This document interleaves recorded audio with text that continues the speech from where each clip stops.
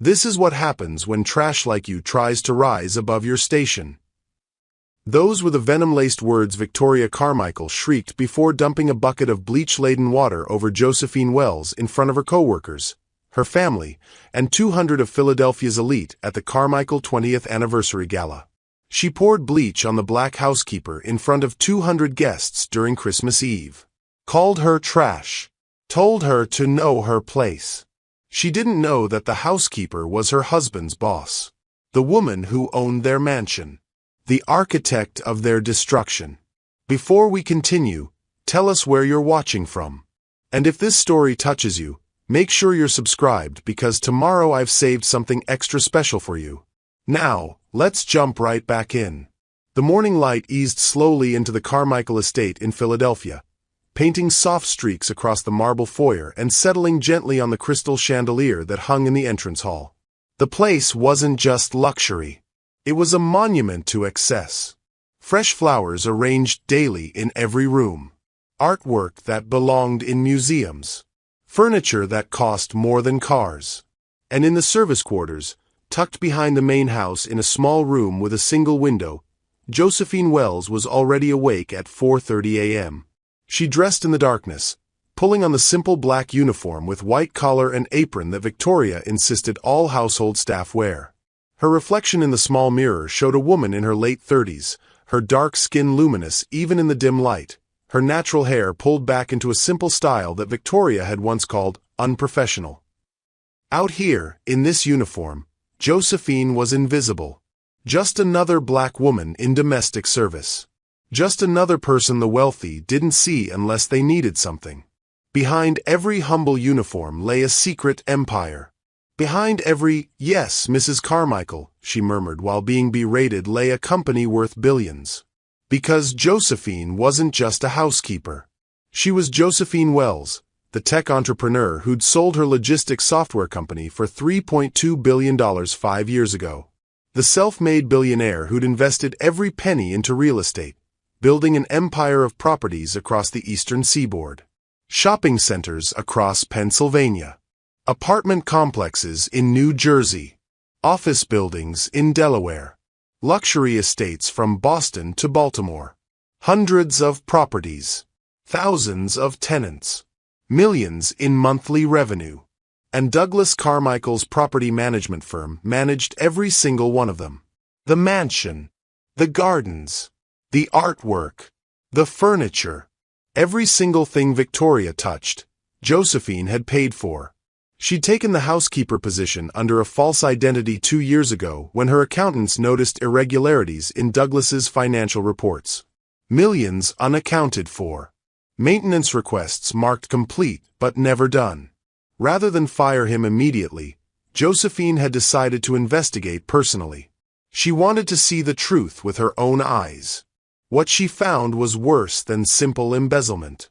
Douglas was running an elaborate fraud scheme, and his wife Victoria was complicit, using the stolen money to fund her lavish lifestyle. Josephine moved through the morning routine with practiced efficiency, entering the main house through the service entrance.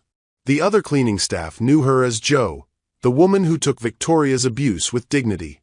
The one who never fought back. They had no idea who she really was.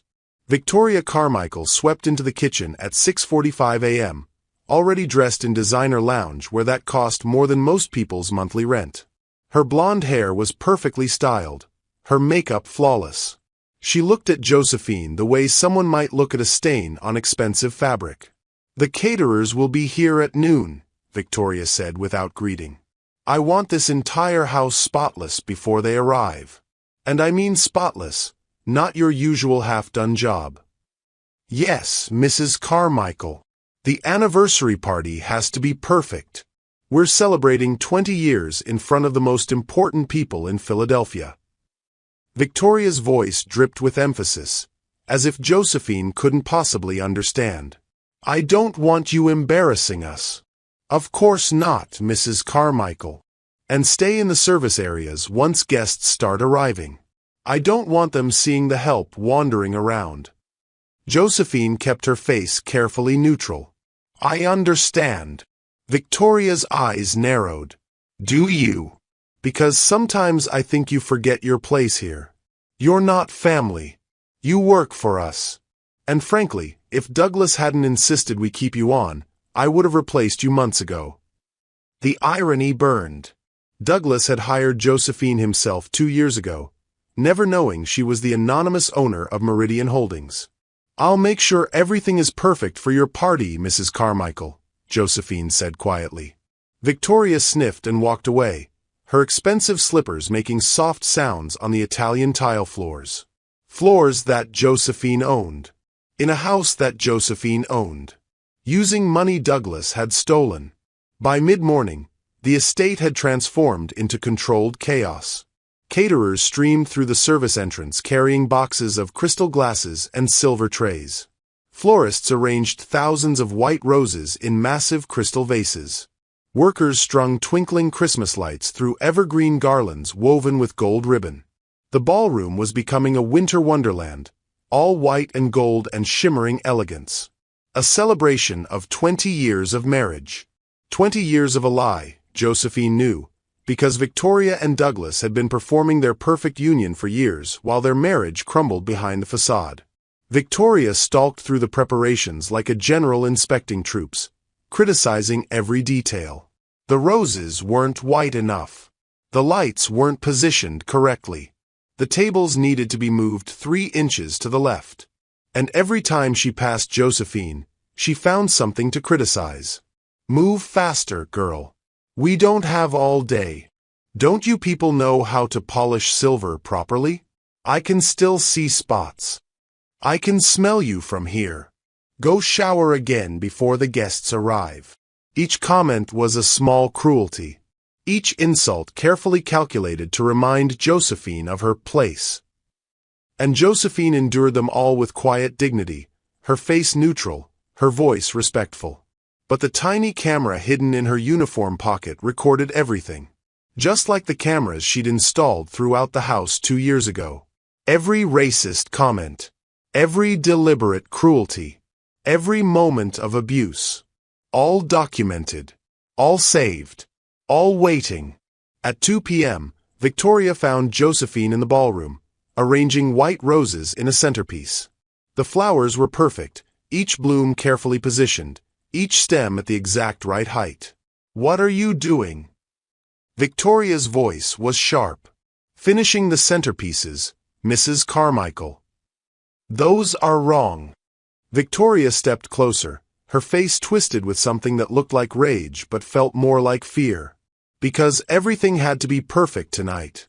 Everyone had to see the perfect marriage, the perfect life, the perfect family. "The roses are too high. They'll block sight lines across the tables. The florist positioned them according to your specifications."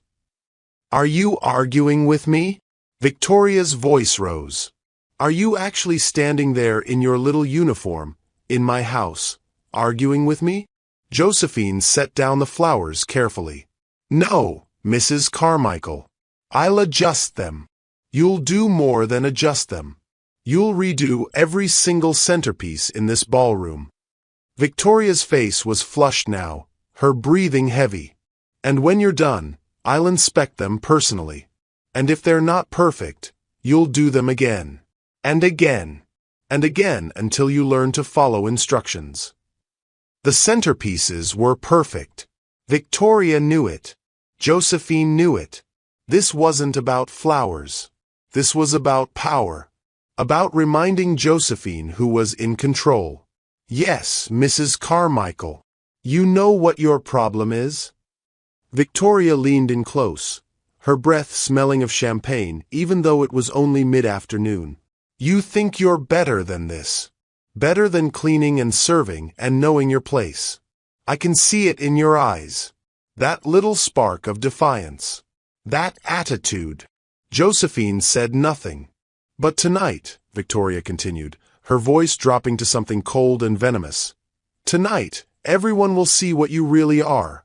Just another servant. Just another person who exists to make my life easier. And if you do anything at all to embarrass me or my family, I will make sure you never work in the city again. Do you understand?" Yes, Mrs. Carmichael. Victoria smiled then, a cruel twist of perfectly painted lips. Good. Now get back to work. And stay out of sight once the guests arrive. I don't want them seeing you.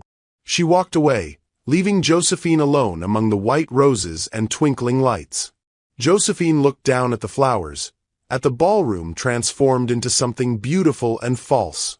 In a few hours, this room would fill with 200 of Philadelphia's elite. In a few hours, Victoria would perform her perfect marriage for her perfect audience.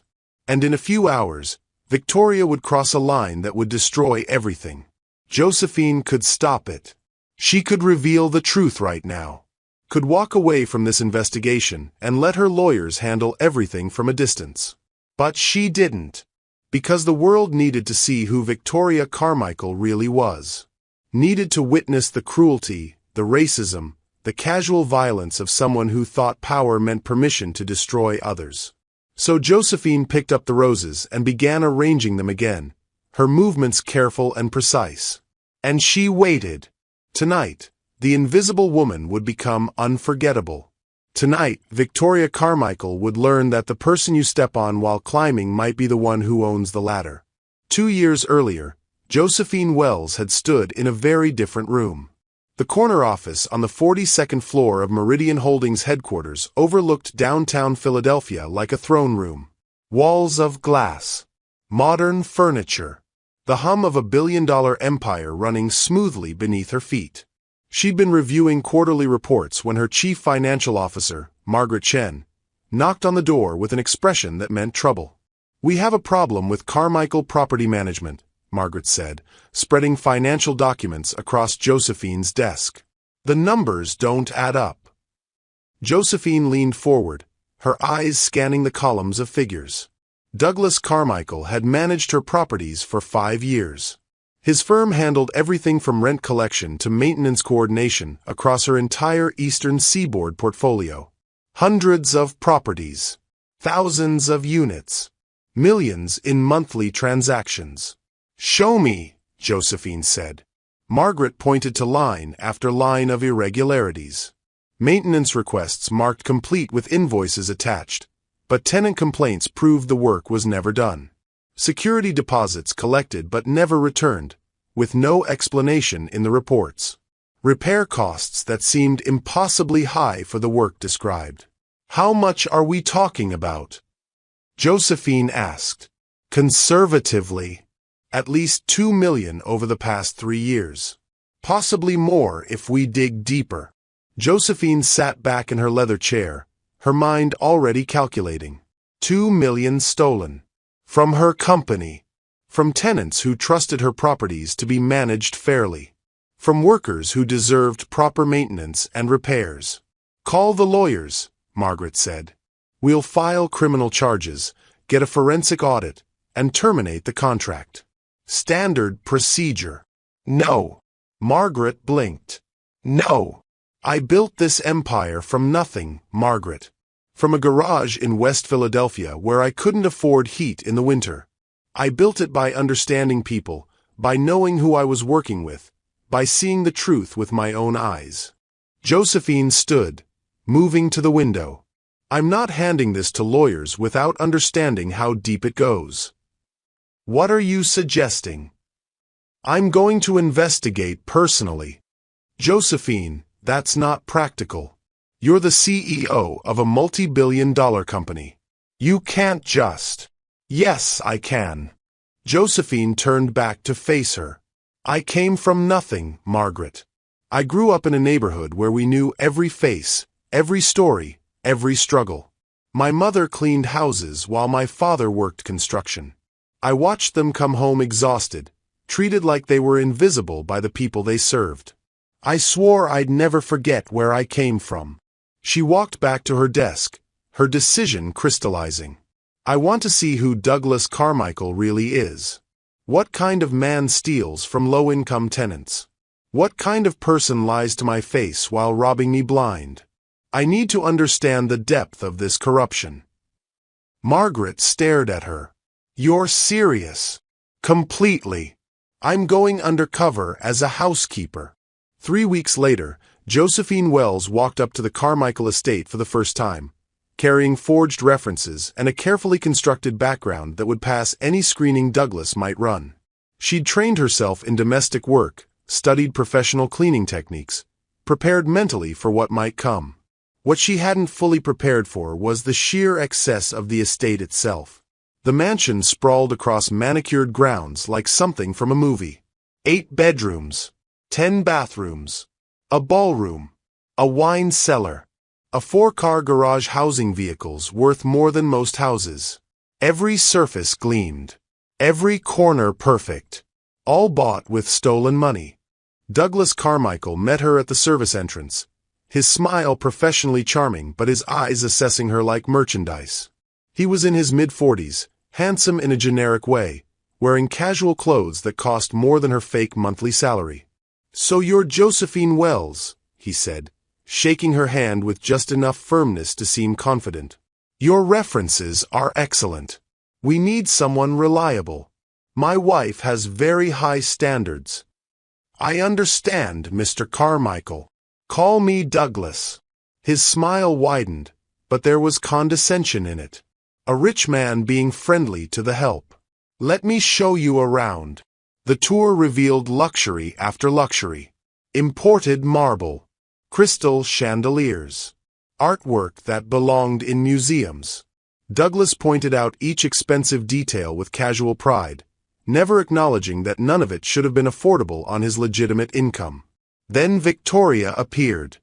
She swept down the curved staircase like royalty, blonde and polished and immediately suspicious.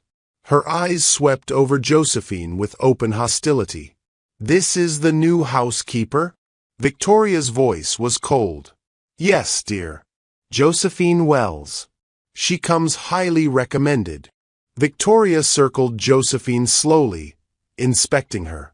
"Can you follow instructions?" "Yes, ma'am." "Can you work without supervision?" "Yes, ma'am." "Good. Because I won't tolerate incompetence." Victoria stepped closer. "And I won't tolerate attitude. You work for us. You're here to make our lives easier, not to be seen or heard unless we need you. Understand?" Josephine kept her face neutral. "Yes, ma'am." "Good." Victoria turned to Douglas. "Make sure she understands the rules. I don't want another situation like the last girl." After Victoria left, Douglas gave Josephine an apologetic smile. "Don't mind her. She's particular about the house. Just do your job well, and you'll be fine." But Josephine had already seen the truth. The casual cruelty. The automatic assumption of superiority. The way Victoria looked at her and saw not a person but a servant. Her first week confirmed everything. She found documents left carelessly on Douglas's desk. Invoices for repairs that were clearly inflated. Fake company names receiving payments. He conducted business calls in the study with the door open, discussing fake maintenance work like it was legitimate. And Victoria's abuse began immediately. "Move faster, girl. I don't pay you to dawdle. Don't you people understand basic cleaning?" Honestly, Douglas, where do you find these people? Each comment calculated. Each insult deliberate. And Josephine watched the other staff, saw how they endured the same treatment. The gardeners who were called the Mexicans, regardless of their actual heritage. The cook who was criticized constantly. The part-time cleaners who were treated like they were invisible. The abuse was systematic. Not isolated incidents, but a philosophy. The Carmichaels genuinely believed they were superior, and everyone who worked for them was lesser. On Friday of her first week, Josephine cleaned the master bathroom until it gleamed. Every surface spotless. Every mirror perfect. Every tile grout scrubbed. Victoria inspected it and declared it unacceptable. "Do it again." Josephine cleaned it again. Same result. Again. By the third time, Josephine's hands were raw from chemicals. By the fourth, her back ached from bending. By the fifth, Victoria finally declared it adequate, with a sneer that said she knew exactly what she was doing. Later that evening, Josephine was mopping the kitchen floor when Victoria appeared with a plate of food. She looked at Josephine, looked at the freshly cleaned floor, and deliberately dropped the plate. Pasta and sauce splattered across the tile. "Clean that up," Victoria said. "And when you're done, do the whole floor again. Properly this time." Josephine stared at the mess, at Victoria's smirking face, and felt rage surge through her. She could reveal everything right now.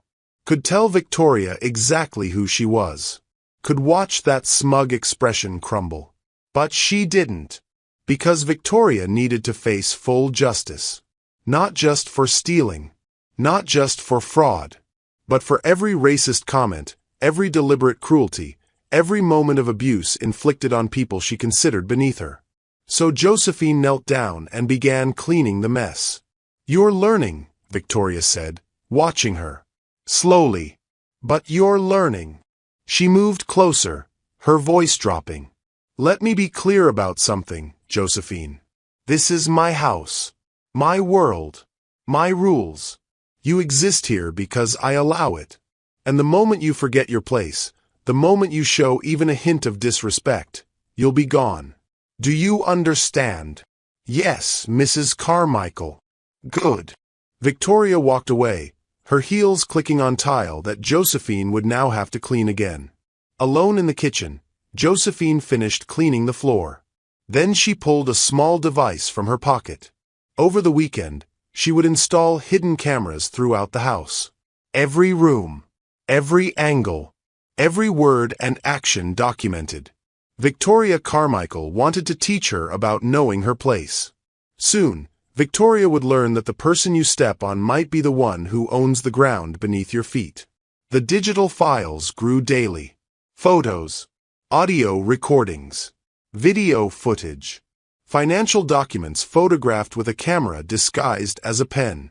Every piece of evidence carefully cataloged and backed up to secure servers that only Josephine and her lawyer could access. Month by month, the pattern became undeniable. Douglas was inflating repair costs by 300 to 400%. A legitimate $500 plumbing job became a $2,000 invoice. A $1,000 roof repair became $4,000.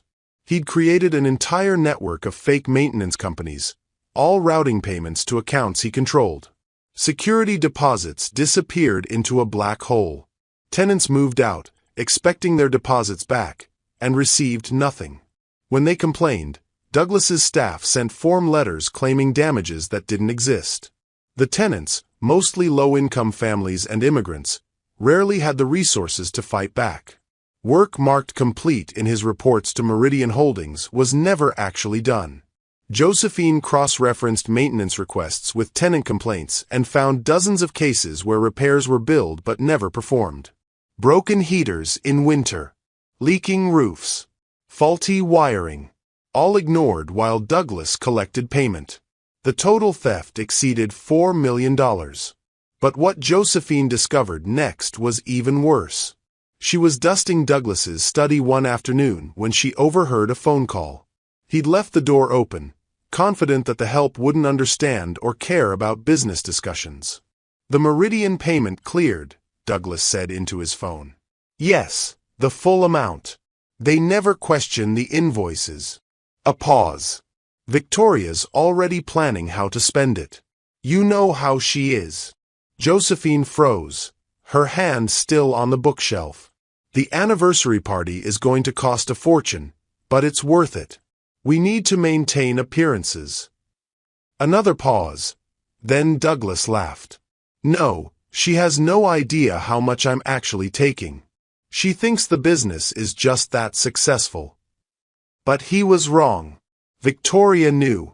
Josephine discovered the truth 2 weeks later when she was cleaning the bedroom. Victoria had left her laptop open on the vanity. The screen showed a spreadsheet tracking their expenses, with a column labeled Extra Income, showing monthly deposits that matched Douglas's theft. Victoria knew about the fraud. She knew where the money came from. And she was spending it as fast as Douglas could steal it. Designer clothes filled 3 walk-in closets. Jewelry worth tens of thousands sat in a safe Josephine had accidentally discovered behind a painting. Spa receipts, personal shopping bills, a $15,000 handbag, a $30,000 watch, all funded by theft from people who could barely afford rent. And the racism intensified as the months passed. Victoria's comments about Josephine's natural hair became constant. "When are you going to do something professional with that? It looks unkempt." She left jokes in Josephine's workspace, printed memes mocking black people, always with a comment like, "Just teasing. Don't be so sensitive." She forced Josephine to use separate dishes, claiming it was about hygiene, but making clear it was about race. Made her use the service entrance exclusively, even when the main entrance was closer. Deliberately mispronounced her name despite being corrected multiple times. "Josephine," Victoria would say, drawing it out mockingly. "Or should I call you Josie? That's more appropriate, don't you think?" One day, Josephine was setting the table for a dinner party when Victoria stopped her. "Not those plates. Those are for guests. Use the kitchen dishes for yourself." "I don't want. I just prefer to keep things separate. You understand."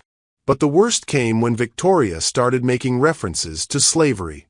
"You know, in the old days, household staff knew their place without being told," Victoria said once, sipping wine while Josephine scrubbed the floor. "There was a natural order. People understood hierarchy.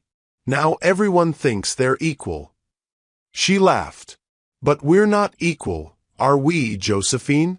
Some people are meant to lead. Some people are meant to serve." Josephine kept her face neutral, her voice steady. "Yes, Mrs. Carmichael." But inside, her resolve strengthened. Victoria wasn't just a thief. She was a racist who genuinely believed her whiteness and wealth made her superior. And she inflicted that belief on everyone she encountered. The other household staff had their own stories. Josephine built relationships with them slowly, carefully. Maria, the cook, was an immigrant from El Salvador. Victoria called her the Mexican, despite knowing better, and docked her pay for imaginary infractions. Carlos, the gardener, had worked for the Carmichaels for 3 years.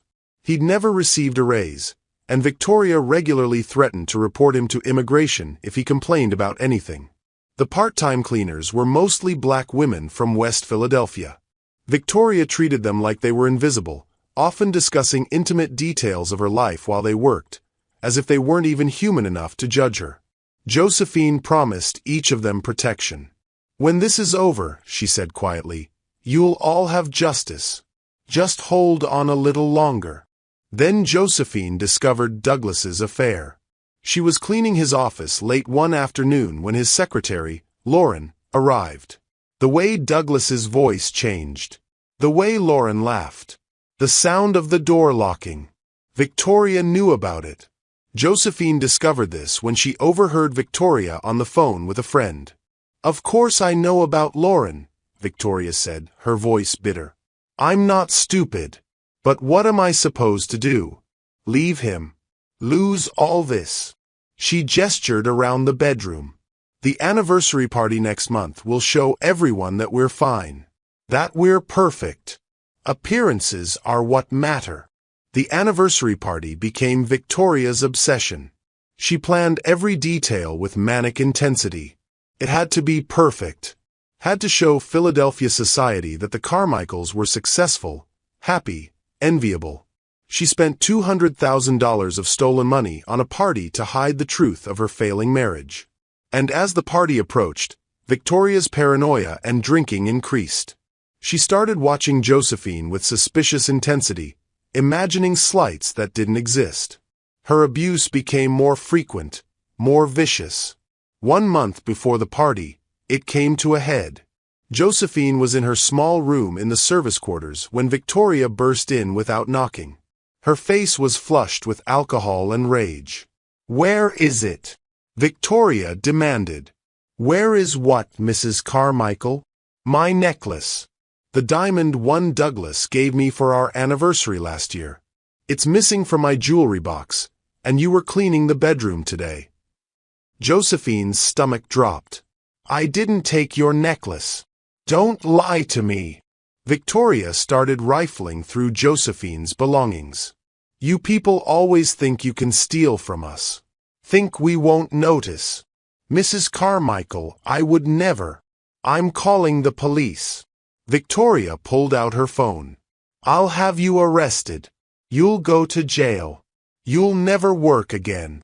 Josephine watched Victoria destroy her room, throwing clothes everywhere, dumping drawers. Every instinct screamed to reveal the truth. To tell Victoria exactly who she was. To explain that the necklace was probably paid for with stolen money anyway. But she didn't. She stood there, calm and quiet, while Victoria searched. And when Victoria found nothing, she didn't apologize. She just glared at Josephine with pure hatred. "I know you took it," Victoria hissed. "I know what you people are like. And I'm watching you. One more mistake, and you're gone." After Victoria left, Josephine sat on her bed in the destroyed room. Her hands shook. Not with fear, but with rage. Soon, she thought. Very soon. She picked up her phone and called her lawyer, Gerald Fitzgerald. "We're almost ready," she said quietly. "One more month. Let them have their perfect party. Let Victoria put on her perfect show. And then we bring it all down." "Are you sure you want to wait?" Gerald asked. "She just accused you of theft." "I'm sure. One more month. I want the whole world to see who they really are." She hung up and looked around her destroyed room. Victoria had torn through her things looking for a necklace she'd probably misplaced while drunk. And Josephine had stood there and taken it. But not for much longer. In 30 days, the invisible woman would become unforgettable. And Victoria Carmichael would learn that the person you abuse might be the one holding your entire future in her hands. The day of the party arrived with winter sunshine and biting cold. Josephine reached the estate at dawn, her breath visible in the December air. The house had been transformed overnight into something from a fairy tale. White roses everywhere. Christmas lights twinkling along every surface. Evergreen garlands woven with gold ribbon draped across doorways and wrapped around columns. A winter wonderland built on stolen money and hidden cruelty. The catering staff arrived in waves, carrying boxes and equipment. Florists made final adjustments to massive arrangements. Musicians set up in the ballroom. Everyone moved with practiced efficiency, preparing for an evening that would cost more than most people earned in 2 years. And by 10 a.m., Victoria was already drinking. Josephine saw her in the kitchen, a champagne flute in her hand, her movements sharp and aggressive. She was dressed in loungewear that probably cost thousands, her hair and makeup already perfect even though guests wouldn't arrive for 9 hours. "Everything has to be perfect," Victoria kept saying, her voice rising with each repetition. "Perfect. Do you all understand? This party is important. The most important people in Philadelphia will be here." She found fault with everything. The roses weren't arranged correctly. The lights were too bright in some places, too dim in others. The tablecloths needed to be pressed again. Nothing satisfied her. And she kept watching Josephine. Throughout the morning and afternoon, Josephine felt Victoria's eyes following her. When Josephine polished silver, Victoria stood in the doorway watching. When Josephine helped arrange flowers, Victoria circled her like a predator. Around noon, Victoria's friends began arriving early. 3 women in designer clothes, carrying expensive handbags, already gossiping. They gathered in the sitting room with champagne, their voices carrying through the house. "I heard Douglas has been quite successful lately," one said. "The business must be booming," another added. "To afford a party like this." Victoria's laughter was brittle. "Douglas works very hard. We've been blessed." But then the conversation shifted. Josephine, passing by with fresh flowers, heard her name. "What about your housekeeper?" one friend asked. "The black girl. She seems quite young. Pretty, even." "Josephine." Victoria's voice went cold. What about her? Just wondering. Douglas spends a lot of time at home. Must be nice to have attractive help around. Victoria said nothing, but Josephine heard the glass hit the table with force. The paranoia that had been building for weeks crystallized. Victoria began following Josephine from room to room, watching her with open suspicion. When Douglas came home at 3 p.m., Victoria's eyes tracked every interaction between him and the household staff. By 5 p.m., as the first guests began arriving, Victoria was 5 glasses deep into champagne, and her paranoia had reached a fever pitch. The ballroom filled with Philadelphia's elite. Men in expensive suits. Women in designer gowns and glittering jewelry. Everyone performed their roles perfectly. The successful businessmen. The charitable society wives. The perfect couples celebrating a perfect marriage. Josephine moved through them invisibly, serving drinks, collecting empty glasses. Most didn't even glance at her. She was part of the decor, as invisible as the flowers. But Victoria watched. Always watched. At 5:30, Josephine was in the kitchen arranging canapes on silver trays when Victoria stormed in. She was unsteady on her feet, her face flushed, her eyes wild. "You!" Victoria hissed, pointing at Josephine. "I need to talk to you." The kitchen staff went silent. Everyone could sense the danger. "Yes, Mrs. Carmichael? Douglas has been distant lately. Distracted. And I know why." Victoria stepped closer, swaying slightly. "It's because of you. You've been throwing yourself at my husband. Haven't you? Mrs. Carmichael, I would never." "Don't lie to me." Victoria's voice rose to a shriek. "I've seen the way you look at him. The way you parade around in that little uniform. You people always do this. Play the victim, act innocent, and then seduce white men who feel sorry for you." Josephine kept her voice calm. "I have never behaved inappropriately with Mr. Carmichael." "You're calling me a liar?" Victoria's face contorted with rage and something deeper. The fear of a woman whose marriage was crumbling, whose perfect life was a performance, whose security rested on maintaining appearances. "You're standing in my kitchen, in my house, calling me a liar?" The kitchen staff stood frozen. One of the caterers looked like he might intervene, but Victoria's wealth and social power kept everyone paralyzed. "I saw the way he looked at you last week," Victoria continued, her voice building to hysteria. "He feels sorry for you. That's what you want, isn't it? To make him feel guilty enough to give you things. To take things that belong to me. Mrs. Carmichael. You know what?" Victoria grabbed Josephine's arm hard enough to leave bruises. "Come with me. I'm going to show everyone exactly what you are." She dragged Josephine through the service hallway. Josephine could have stopped her. Could have pulled away. Could have revealed everything right there in the kitchen. But she didn't. Because the world needed to see this. Needed to witness what Victoria Carmichael really was beneath the designer clothes and perfect makeup and cultivated sophistication. They entered the ballroom, and the effect was immediate. Conversations died mid-sentence. The band stopped playing. 200 faces turned to stare at Victoria Carmichael dragging her housekeeper through the crowd. "Everyone! Everyone!" Victoria's voice cut through the silence. "I want you all to see something.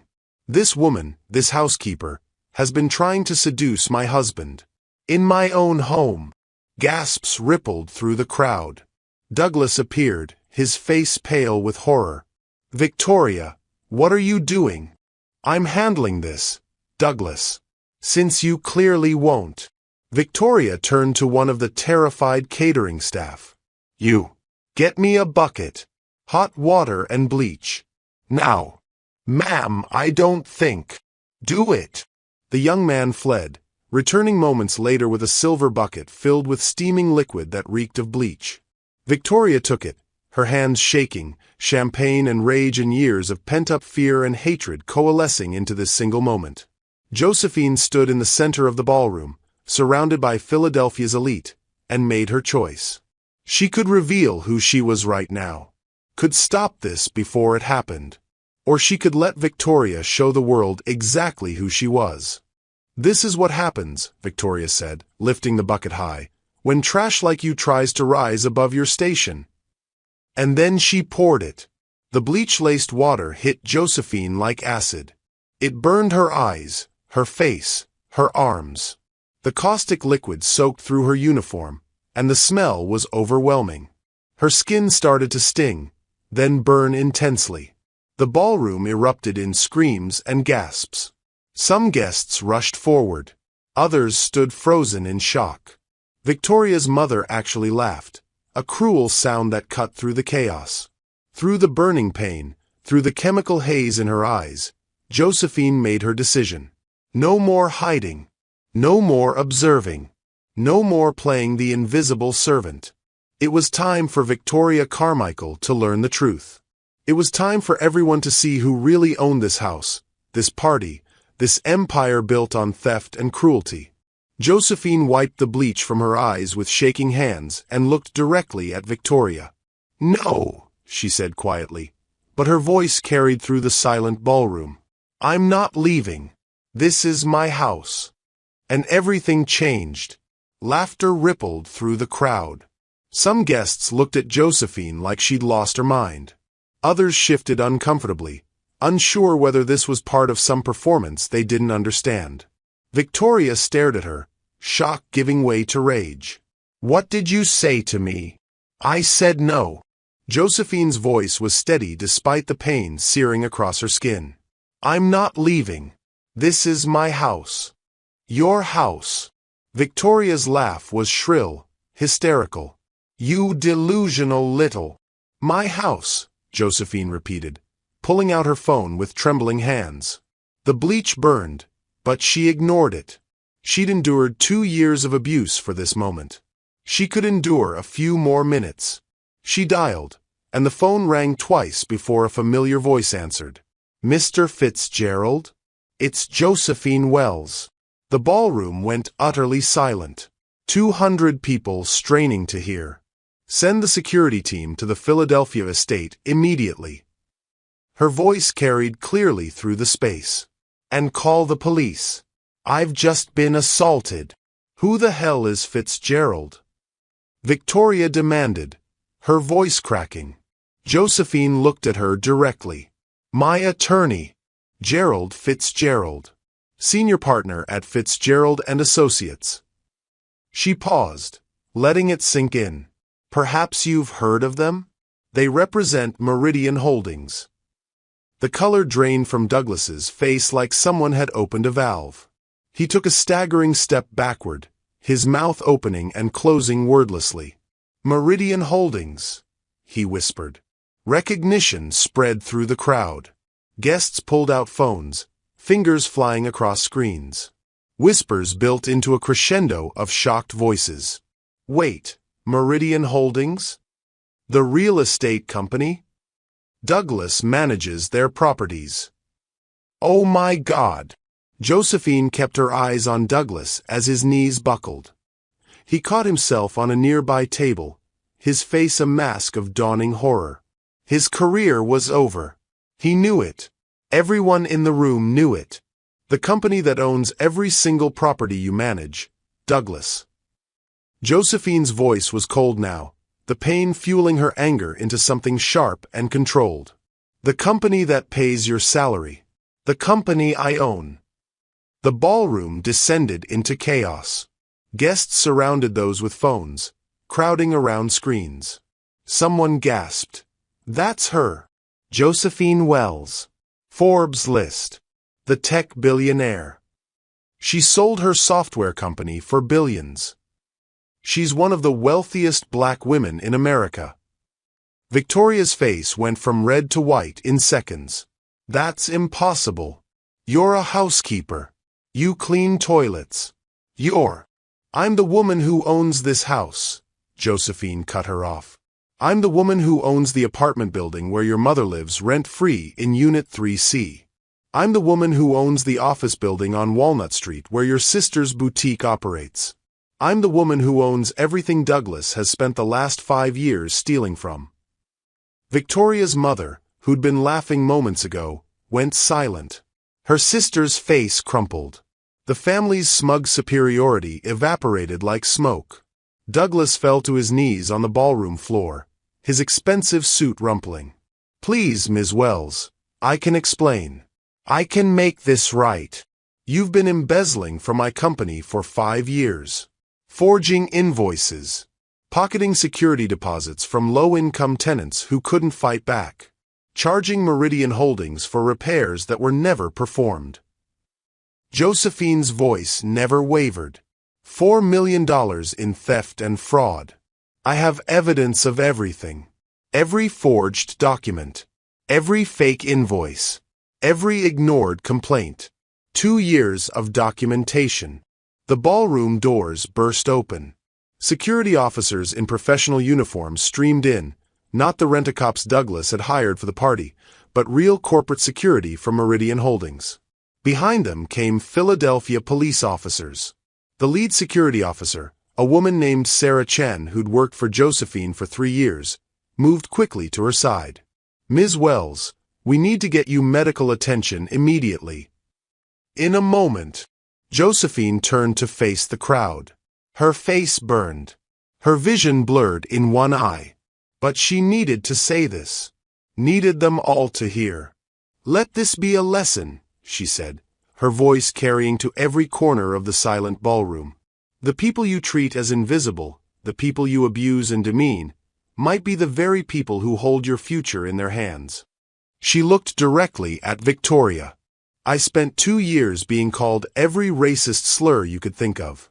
2 years watching you destroy food and throw it on the floor just to make me clean it up. 2 years of your jokes about black people, about my hair, about my skin, about everything that makes me who I am." Victoria tried to speak, but no words came out. "You poured bleach on me in front of 200 witnesses," Josephine continued. "You assaulted me because you thought I was powerless. Because you thought being rich and white meant you could do anything to anyone you perceived as beneath you." "I didn't know," Victoria finally stammered. "I didn't know who you were." "Exactly." Josephine's word cut like a knife. "You didn't know. And you didn't care. Because even if I was just a housekeeper, just a woman trying to make a living, I still deserved basic human dignity. But you couldn't give me that because you don't see people like me as human." 2 police officers moved toward Victoria. She tried to back away, but there was nowhere to go. "Victoria Carmichael, you're under arrest for assault with a deadly weapon." "What? No. This is my house. You can't." "It's not your house," the officer said firmly. "And you need to come with us." As they handcuffed Victoria, her perfect facade finally shattered. She screamed, she cried, she begged. But no one moved to help her. The same society friends who'd laughed at Josephine's humiliation now looked away, embarrassed, already calculating how to distance themselves. Douglas was handcuffed next, led away without the dramatic breakdown. He just looked broken, defeated, a man who'd built his life on lies and watched it collapse in minutes. The security officer gently took Josephine's arm. "Ms. Wells, please. You need treatment." Josephine let herself be led toward the door. The crowd parted for her like she was royalty. These same people who'd watched her serve drinks for 2 hours without seeing her now stared with recognition, respect, and no small amount of fear. Outside, ambulance lights flashed red and blue against the white roses and Christmas lights. EMTs rushed forward with a stretcher, but Josephine waved it away. "I can walk."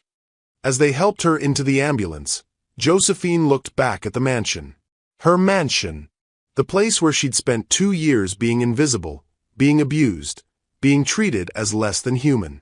Through the windows, she could see guests frantically recording statements to police, uploading videos to social media, calling their publicists. The party had become a crime scene. The celebration had become an exposure. And somewhere in that crowd, someone's video was already going viral.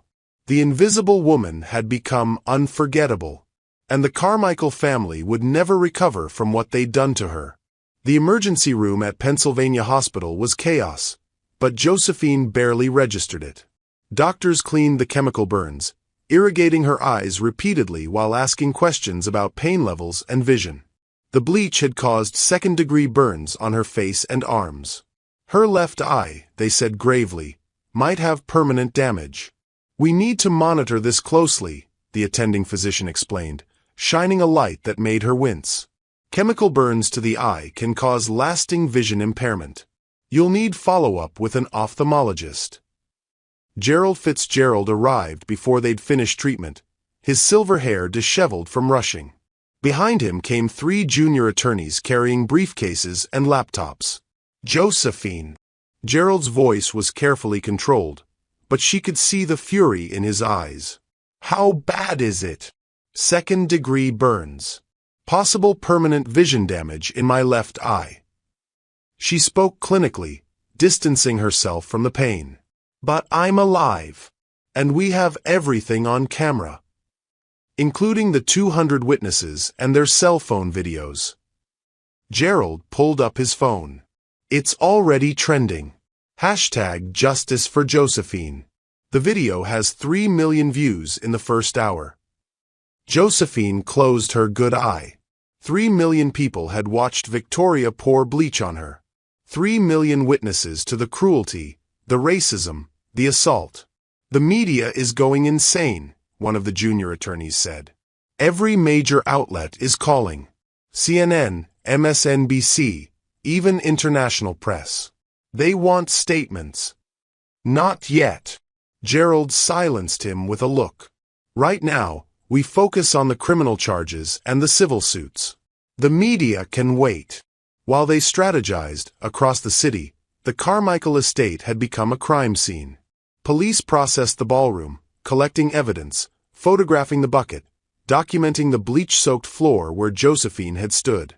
Guests were separated for statements, many trying desperately to distance themselves from what they'd witnessed. "I barely know the Carmichaels," one society wife insisted. "I only came because my husband does business with Douglas." "I tried to stop her," another lied. "But Victoria was drunk and out of control." Some told the truth. They'd watched in horror. They'd been too shocked to intervene. They'd seen Victoria's cruelty but never imagined it would lead to this. A few, a very few, tried to defend Victoria. "She was provoked," Victoria's mother insisted to the police. "That woman must have done something." But then the videos started circulating. Clear footage from multiple angles showing Victoria dragging Josephine through the ballroom, making her accusation, ordering the bleach, pouring it deliberately while Josephine stood still and silent. Even Victoria's defenders fell quiet. By morning, Victoria and Douglas were in separate holding cells downtown. The bail hearing was set for 9 a.m. Victoria's lawyer, a criminal defense attorney named Patricia Walters, arrived at the jail at 6 a.m. with a grim expression. "Tell me you have a defense," Victoria demanded through the bars. "I have the truth," Patricia replied. "You assaulted a billionaire in front of 200 witnesses, and it's on video. The DA is charging you with assault with a deadly weapon. The bleach qualifies. They're also considering a hate crime enhancement because of the racial component." "Hate crime? I'm not a racist." Patricia pulled up her tablet, showing video after video. Victoria's racial slurs. Her comments about, "you people." The deliberate way she'd said, "trash" and "station." All captured, all viral, all damning. "The internet disagrees," Patricia said flatly. "Bail will be high. Very high. Can your mother post it?" Victoria's mother, humiliated and furious, posted $500,000 bail. Victoria walked out of the jail into a crowd of reporters and protesters. Signs reading "Justice for Josephine" and "Black Lives Matter" filled the street. She made it home to the estate to find police tape still across the ballroom entrance. The house she thought was hers. The life she thought was secure. All of it built on lies. Douglas's situation was worse. Federal agents arrived at his holding cell at 8 a.m. with a list of charges that made his lawyer pale. Wire fraud, embezzlement, money laundering, state charges of theft and breach of fiduciary duty. The IRS had opened an investigation into unpaid taxes on the stolen money. His professional licenses were under review. His law degree, his reputation, his entire career built over 20 years was crumbling. And his business partners were already severing ties. By day 3, Carmichael Property Management's first major client, a pension fund managing teacher retirements, pulled their contract. By day 5, 90% of clients were gone. The company that Douglas had built was effectively defunct. Employees scrambled for new jobs. His secretary Lauren, the woman he'd been having an affair with, gave an interview to a tabloid revealing everything. His associates refused to take his calls. His professional network vanished overnight. The social circle abandoned Victoria even faster. Her friends didn't return calls. Text messages went unanswered. The country club put her membership under review, which everyone understood meant revocation. Charity boards she'd served on asked for her immediate resignation. Party invitations were rescinded. Even her hairdresser canceled her standing appointment. The whisper campaigns started immediately. We always knew she was unhinged. Did you see how much she drank at events? I heard she was cruel to everyone. Fair-weather friends rewriting history to distance themselves from the scandal. 1 week after the assault, Victoria woke in the mansion that wasn't hers and tried to access her bank accounts. Frozen. All of them. Assets seized pending the criminal proceedings. She tried to sell some jewelry to pay mounting legal fees. But federal agents had already cataloged everything, marking it as potential proceeds of crime subject to forfeiture. She called Patricia in a panic. They can't take everything. We need money for lawyers, for living expenses. Victoria, we need to talk about the house. What about it? You don't own it. Silence.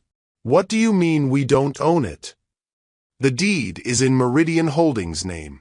It was part of Douglas's compensation package. Company housing. You've been living in one of Josephine Wells's properties rent-free for 5 years. Victoria's phone slipped from her hand. She picked it up with shaking fingers. That's not possible. This is our home. We own. You don't own anything, Victoria. The cars are leased through Douglas's company, which is bankrupt. The artwork, the furniture, most of your jewelry, all purchased with stolen funds. It's all subject to seizure. But where am I supposed to go?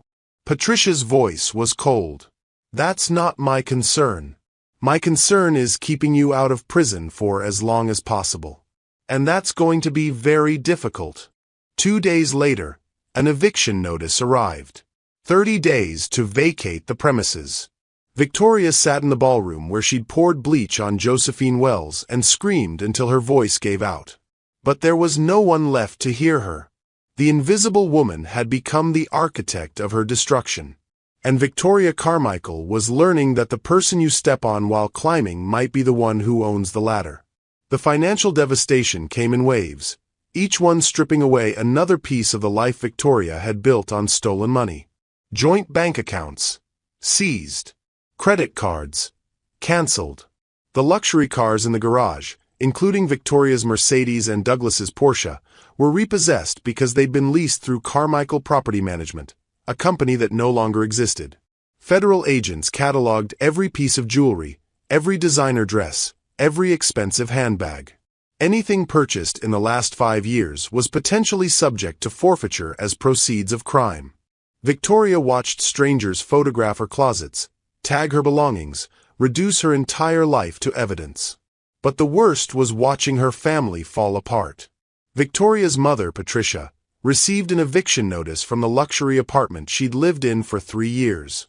She called Victoria screaming, "You told me Douglas owned this building. You said it was an investment property. I thought. It belongs to her. To that woman. Everything belongs to her." Patricia's voice broke. I have 30 days to move out. At my age, Victoria. 30 days. Victoria's sister Emma got the same notice. Her boutique, the designer clothing store she'd run for 5 years, operated out of a building owned by Meridian Holdings. The rent had been covered by Douglas, which really meant Josephine had been paying for it unknowingly. My business is ruined, Emma sobbed over the phone. I can't afford market rent anywhere else. I'm losing everything because you couldn't control yourself. I didn't know. You didn't know? You poured bleach on someone, Victoria, on camera, in front of everyone. And now our whole family is paying for your racism and stupidity. Their brother-in-law, who'd worked as an accountant for Carmichael Property Management, was unemployed. Their father's country club membership, sponsored by Douglas, was terminated. Every piece of the family's lifestyle had been built on stolen money, and now it was all crumbling. The family turned on each other with vicious speed. Victoria's parents blamed her for the exposure. Emma blamed Victoria for ruining the family name. Everyone blamed Douglas for the fraud, but reserved their deepest anger for Victoria. If you just kept your mouth shut, Patricia hissed during one terrible family meeting in Victoria's soon-to-be former home. If you just controlled your jealousy and your drinking, we might have had time. Douglas might have hidden the money. We might have survived. But you had to humiliate her. Had to pour bleach on her like you were in some racist nightmare from the 1950s. Emma's face was twisted with disgust. You've destroyed us all. Victoria's marriage to Douglas imploded just as quickly. He was out on bail but living in a cheap hotel, his assets frozen. When they spoke on the phone, his voice was cold with hatred. If you hadn't assaulted her, Douglas said, we might have had time. I could have moved money, hidden assets, prepared a defense. But you just had to make a scene. You were the one stealing, and you were the one spending it. You knew where the money came from, Victoria. You knew and you didn't care. You were complicit in everything. That's a lie. But it wasn't. Douglas's lawyer had advised him to cooperate against Victoria. To reveal her knowledge of the fraud, her deliberate spending of stolen money, her pressure on him to continue the scheme even when he had doubts. It was all lies, but it was damaging lies, and Victoria had no way to disprove them.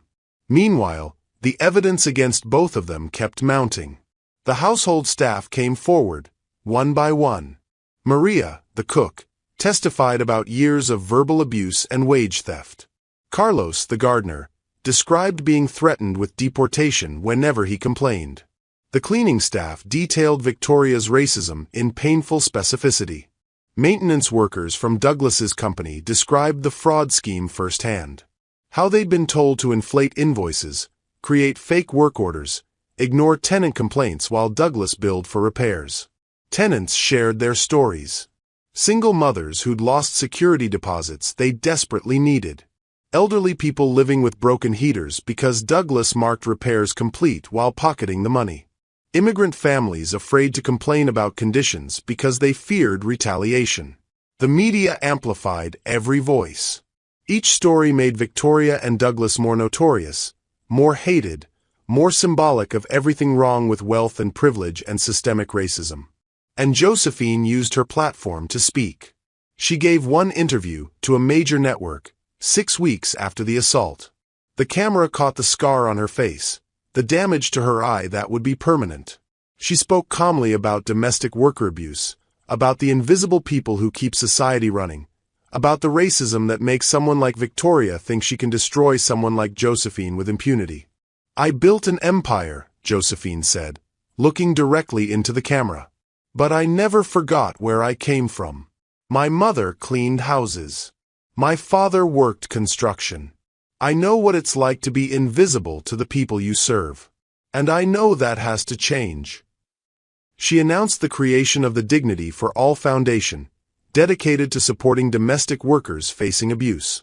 The initial funding, $10 million from her personal fortune. The interview got 20 million views. Josephine's face became synonymous with justice. Victoria's became synonymous with racist cruelty. Public opinion was overwhelmingly on Josephine's side. Think pieces filled newspapers and magazines. The invisible labor that runs our lives. White privilege and the assault on dignity. How one woman's revenge became a movement for justice. Victoria became a cautionary tale. The racist wife who assaulted her housekeeper. The entitled woman who didn't know the person she abused owned everything. The symbol of everything wrong with inherited wealth and unchecked privilege. 2 months after the assault, trial dates were set. Douglas's lawyer called with news. The federal prosecutor is offering a deal. 8 years in prison if you plead guilty and cooperate fully. Testify about Victoria's knowledge. Provide evidence of her complicity. Douglas took the deal without hesitation. Victoria's lawyer called the same day. The DA is offering 12 years if you plead guilty. No deal for cooperation because Douglas already gave them everything. If you go to trial and lose, you're looking at 15 to 20 years. 12 years. Victoria's voice was hollow. I can't go to prison for 12 years. I'm not going to prison at all. This is insane. Victoria, you assaulted a billionaire on camera in front of 200 witnesses. The video has been viewed millions of times. There is no defense. The jury will hate you. The judge will hate you. Your best option is to take the deal. No. I'm not going to prison. Then you're going to trial, and you're going to lose, and the sentence will be longer. Patricia's patience had finally worn out. You poured bleach on someone because you're a racist drunk who thought being rich meant you could do anything. The entire world knows it. Accept reality. But Victoria couldn't accept it. She refused the deal. Fired Patricia and hired a new lawyer who promised to fight. Spent her final days in the mansion destroying everything she couldn't take with her. She smashed dishes, tore down curtains, broke furniture, screamed at walls that didn't care. And when the eviction officers came on day 30, they found her sitting in the empty ballroom, surrounded by destruction, crying. This was supposed to be my house, she whispered to no one. My perfect life. But it had never been hers. It had all belonged to the woman she'd thought was invisible. The woman she'd treated as less than human. The woman who'd owned the ladder Victoria had thought she was climbing. The trial would begin in 2 weeks. The media circus was already assembling. And Josephine Wells, fully healed except for the permanent scar and partial vision loss, was preparing to testify about 2 years of abuse, racism, and the moment Victoria Carmichael poured bleach on her and changed everything. The invisible woman had become unforgettable. And Victoria Carmichael would spend the next 12 years, minimum, learning what it meant to be powerless. The Philadelphia Criminal Justice Center courtroom was packed beyond capacity. Media filled the gallery, their cameras trained on the defense table where Victoria Carmichael sat in a conservative navy dress, her hair pulled back, makeup minimal. Her new lawyer had coached her on appearing sympathetic, but the hatred in her eyes ruined the effect. The charges were read: assault with a deadly weapon, aggravated assault, ethnic intimidation. The prosecution was seeking the maximum sentence with a hate crime enhancement. Josephine took the stand on day 2. She wore a simple gray suit, her natural hair styled professionally. The scar on her face was visible, a permanent reminder of Victoria's cruelty. When she removed her glasses to be sworn in, the courtroom could see the cloudiness in her left eye, the partial vision loss that would never heal. Her testimony was calm, detailed, devastating. Mrs. Carmichael made it clear from day 1 that she considered me inferior because of my race, Josephine said, her voice steady. She used racial slurs regularly. She forced me to use separate dishes and entrances. She made comments about slavery and knowing my place. The prosecutor displayed evidence methodically. Audio recordings of Victoria's racist comments, her voice clearly identifiable. Move faster, girl. Don't you people understand basic instructions? You need to learn your place. Photographs of jokes left in Josephine's workspace.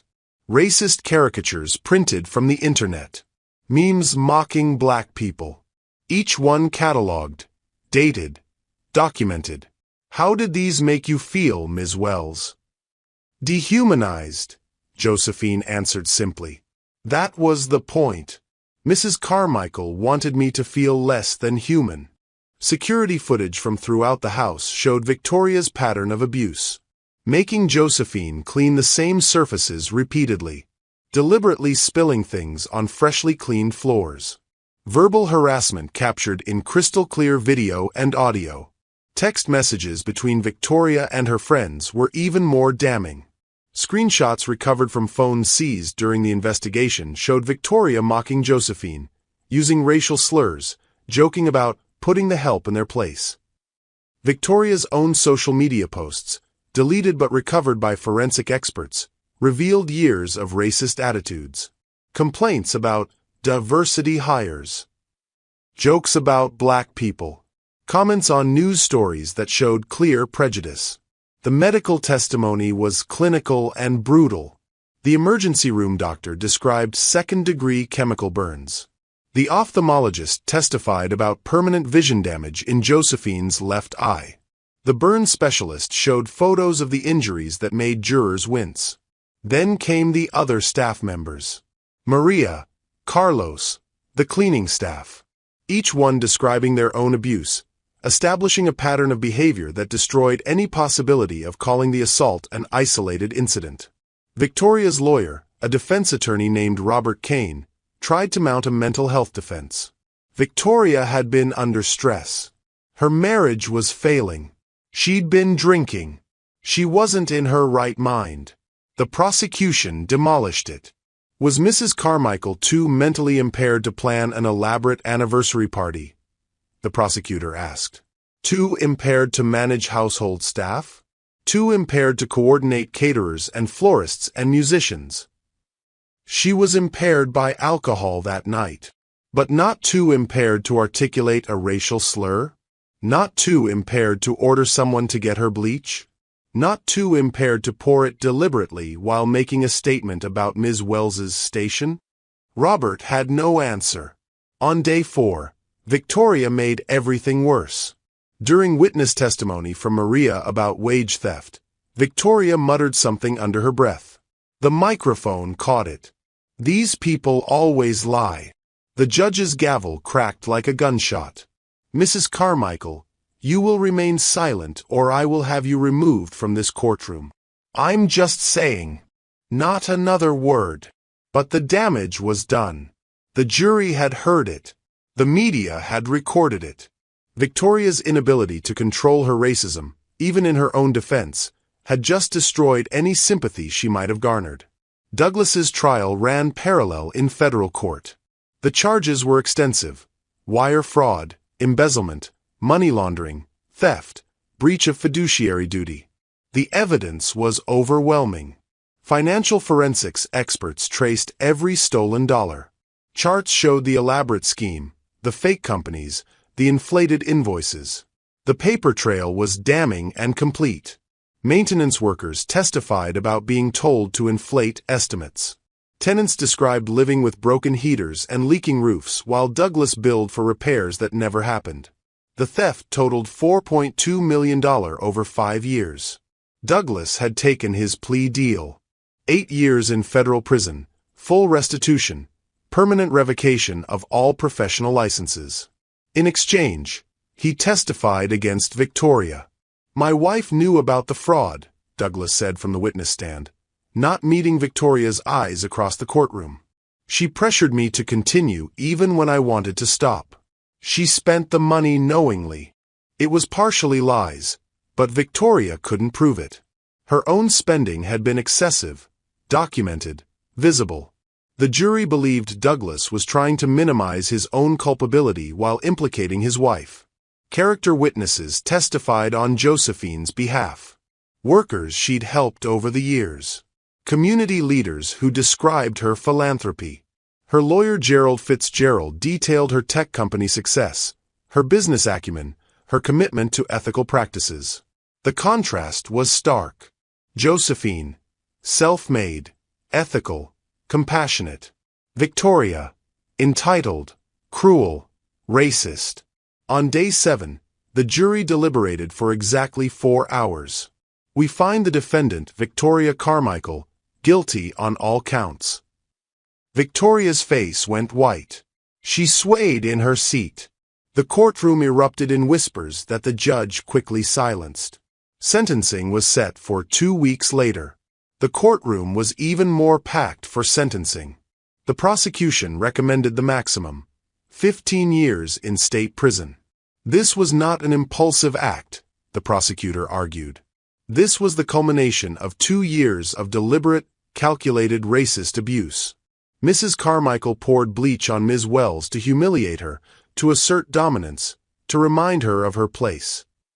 This was an act of racial violence that deserves the maximum penalty. Robert Kane pleaded for leniency. Victoria had no prior record. She had 2 children who needed their mother. She had already lost everything. Surely that was punishment enough. Then Josephine gave her impact statement. She stood at the podium, the scar on her face visible to everyone, and spoke without notes.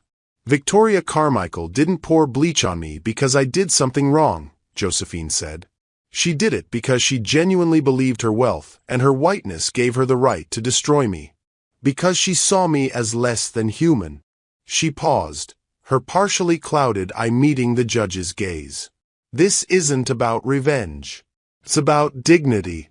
It's about justice. It's about making sure that domestic workers across this country know they have rights, that they matter, that they are human beings deserving of respect.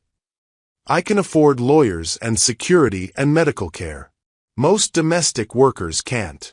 Most people in my position that night would have no recourse. And that has to change. The judge, a black woman named Evelyn Carter, listened intently. When Josephine finished, Judge Carter removed her glasses and spoke directly to Victoria. Mrs. Carmichael, I have reviewed all the evidence in this case. The recordings, the videos, the testimony, and I am left with one inescapable conclusion. You are a racist who believed your privilege made you untouchable. Victoria's lawyer tried to object. Judge Carter silenced him. You poured bleach on Ms. Wells not in a moment of passion, but as a deliberate act of cruelty. You called her trash. You told her to know her place. You assaulted her because you thought being wealthy and white meant you could do anything to a black woman you perceived as beneath you. Judge Carter put her glasses back on. I sentence you to 12 years in state prison with mandatory restitution to Ms. Wells for medical expenses and damages. You will serve a minimum of 10 years before being eligible for parole. Victoria screamed. Actually screamed, a sound of pure anguish that echoed through the courtroom. No, you can't. I won't go to prison. This is her fault. She should have known her place. Bailiffs moved quickly to restrain her as she lunged toward Josephine. The courtroom erupted in chaos. Judge Carter's gavel cracked repeatedly. As they dragged Victoria away, she was still screaming. This is your fault. You're the one who lied. You're the one who... The door closed, cutting off her voice. The courtroom fell silent. Josephine sat calmly in her seat, her face expressionless. She'd won. Victoria Carmichael would spend the next 12 years in prison, and the world would remember what happened when you treated people as invisible. 3 months later, everything would change again. But this time, the change would be transformation, not destruction. Spring arrived in Philadelphia with cherry blossoms and warm breezes, washing away the bitter cold of the winter when everything had changed. 3 months after Victoria's sentencing, Josephine stood in the mansion she owned and looked at her reflection in the ballroom's mirrors. The scars had faded but remained visible. Her left eye, permanently clouded, had taught her to adapt her vision. She wore her natural hair in an elegant style, no longer hiding behind the persona of the invisible housekeeper. And she wore power like the birthright it had always been. Her life had transformed in ways she couldn't have imagined that night when bleach burned her skin. In a women's correctional facility 2 hours away, Victoria Carmichael was learning what powerless actually meant. The other inmates had seen the videos. They knew who she was. What she was. "You're that racist lady," one woman said on Victoria's first day. "The one who poured bleach on the black woman." Victoria tried to maintain her superiority. "I was convicted unfairly. That woman lied about." "Sure she did." The woman walked away, leaving Victoria isolated. Prison was nothing like Victoria had imagined. She couldn't demand things. Couldn't order people around. Couldn't use wealth to insulate herself from consequences. She was just inmate 847392, and her arrogance earned her no friends and many enemies. She hadn't learned. Still blamed Josephine. Still believed she was the victim. Some people never change. Douglas fared no better in federal prison. His divorce from Victoria finalized within weeks of his sentencing. His parents publicly disowned him, releasing a statement condemning his fraud and expressing shame. His former colleagues avoided mentioning his name. The life he'd built on theft and lies was completely erased. He had 8 years to think about what he'd done. 8 years to understand that stealing from people who couldn't fight back had consequences. But Josephine's focus wasn't on their punishment. It was on transformation. The Dignity for All Foundation launched with $25 million in initial funding. It provided legal aid for domestic workers facing abuse, emergency funds for those fleeing dangerous employment, training programs teaching rights and protections, and a lobbying arm pushing for stronger legal safeguards. 6 weeks after Victoria's sentencing, Josephine testified before Congress. The hearing room was packed. Josephine sat at the witness table, her scar visible, her damaged eye unclouded by glasses, her voice clear and strong. "Domestic workers are invisible to most Americans," she said. "They clean your homes, care for your children, tend your gardens. And too many of them face abuse, wage theft, racism, and violence with no recourse." She shared stories from workers across the country. The immigrant nanny fired when she reported sexual harassment. The elderly home health aide whose wages were stolen. The housekeeper called racial slurs daily. The pattern of exploitation that existed because workers had no protections. "What happened to me was caught on camera and went viral," Josephine said. "But this happens every day to workers who don't have cameras, don't have lawyers, don't have resources. We need federal protections. We need a domestic worker bill of rights." The testimony was powerful, bipartisan. Even conservatives, moved by her story and her scars, expressed support. The bill began moving through committees with surprising speed. But Josephine's most visible transformation was the estate itself. She converted the mansion into the Wells Center for Worker Dignity. The bedrooms became offices for legal aid attorneys and counselors. The sitting rooms became training spaces. The kitchen became a commercial teaching kitchen where workers learned new skills. And the ballroom, where Victoria had poured bleach on her, became a classroom. Josephine stood in that space one afternoon, watching 30 domestic workers take a class on employment law. The chandelier where Victoria had stood now illuminated hope instead of hate. The walls displayed photos from the domestic worker movement's history. The spot where Josephine had stood with bleach burning was now where workers learned they had power. Full circle. Complete transformation. "This is where I was assaulted," Josephine told a visiting journalist. "And now it's where people learn to protect themselves from abuse. That's justice. Not revenge. Justice." The workers who trained at the center became advocates themselves. Maria, the former cook, now led workshops on wage theft. Carlos taught immigration rights classes. The invisible workforce was becoming visible, organized, powerful. Josephine met with groups regularly, listening to their stories, offering support, witnessing their transformation from victims to advocates. "You showed us we don't have to be invisible," one worker said. "You showed us we matter." The media interview aired on a major network 6 months after the assault. The journalist asked the question everyone wanted answered. Was this about revenge? No, Josephine said without hesitation. It was never about revenge. It was about dignity, justice, and making sure this doesn't happen to others. Victoria Carmichael saw me as invisible. Now the whole world sees us. Sees domestic workers. Sees our humanity. That's the victory. 1 year after the assault, the Wells Center hosted a holiday celebration. The ballroom filled with domestic workers and their families. Children ran through the space where their parents had learned their rights. Food covered tables where evidence had once been catalogued. Joy replaced humiliation. A little girl, maybe 6 years old, approached Josephine shyly.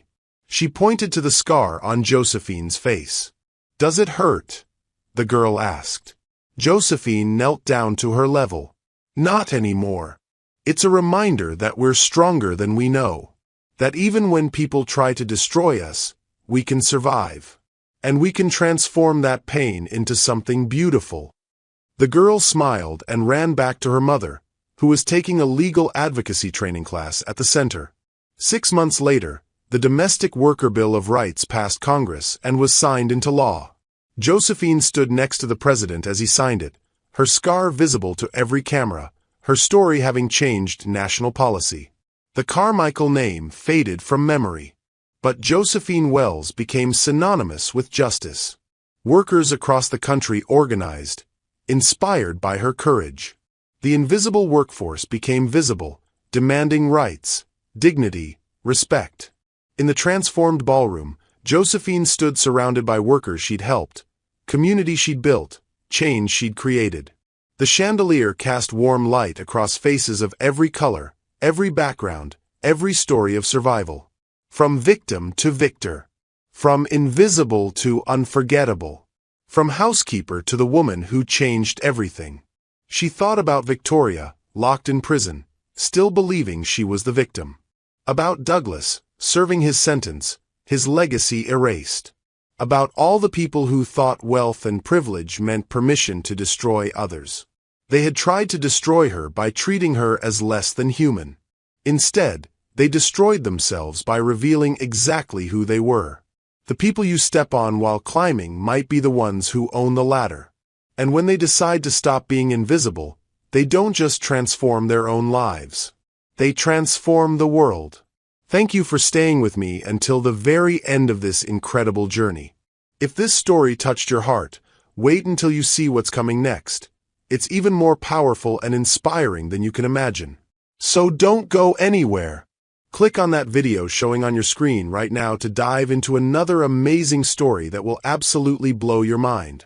Trust me, you won't regret it.